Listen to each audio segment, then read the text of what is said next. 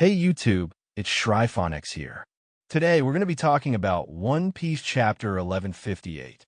Like and subscribe for more content. Gecko Moria, a Kozuki and hero of Wano, holds significant importance in the ongoing saga of One Piece. In the upcoming chapter, Chapter 1158, early spoilers suggest that Moria's escape could be pivotal in Buggy's potential joining of the hunt for the One Piece.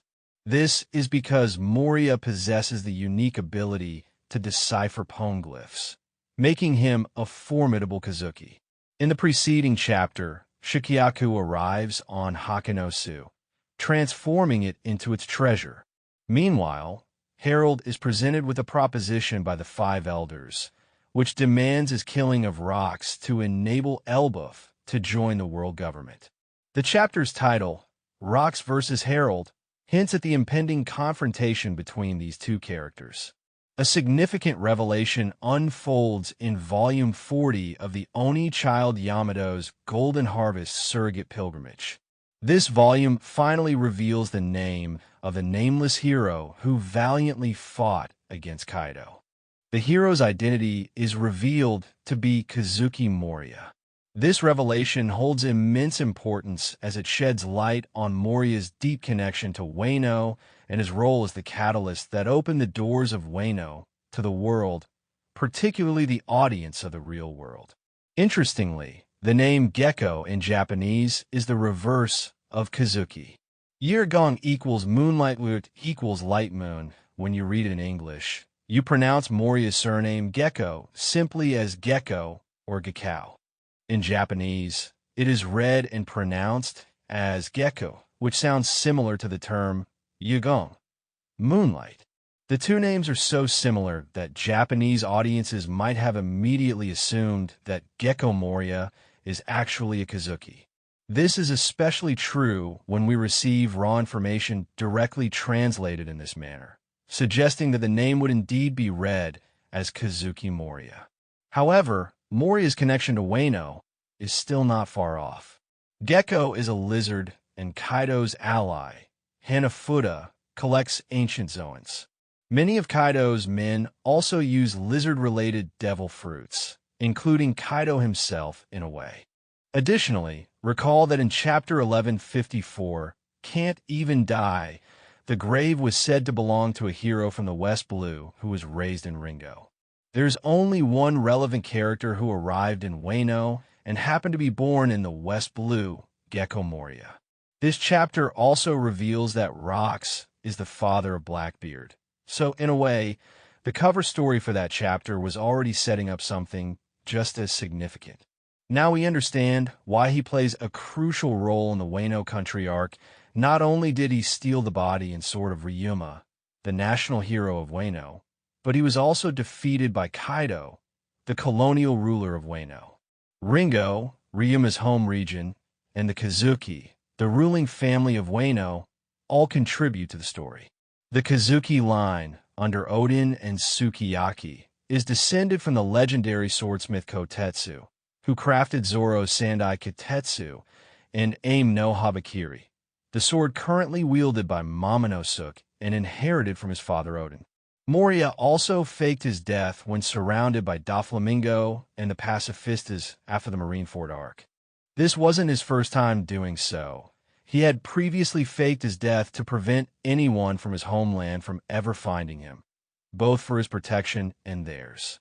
The attack on his life after Marineford was clearly a hit from Imu himself, an order from someone higher up than Sengoku. This was evident from the involvement of the Five Elders, and we now understand why. Moria possessed knowledge of the One Piece world's secrets and the ability to read poneglyphs, but his rogue nature made him too dangerous to be kept alive. The Thriller Bark arc portrayed Moria as a sluggish and lazy villain due to the traumatizing defeat he suffered at Kaido's hands. This personal connection deepened because Moria wasn't a random invader like Kaido. He was in Wano because it was his home, and Kaido attacked Ringo. Kaido dealt a significant blow to Moria, not just a blow to his pride but also to his soul. Kaido's invasion of Moria's country likely led him to blame himself for the incident. Consequently, Moria built an army of zombies using his Kage no Mi in an attempt to strike back at Kaido. However, due to Moria's demotivated and depressed state, he may have given up on his dream and continued to dominate the Florian Triangle as a warlord of the sea, all for the sake of protecting his fragile and crumbling ego and soul. This revelation transforms Gecko Moria into one of the most tragic villains in One Piece. A man who lost everything, particularly his home of Wano, to an invader, Moria is now determined to prevent history from repeating itself. However, like many on Wano, he has given up due to Kaido's formidable power. Perhaps, with news of Luffy defeating Kaido and his own escape from Hakenosu, Moria might change. While he may remain the same overweight self, his recent appearances suggest a newfound bravery.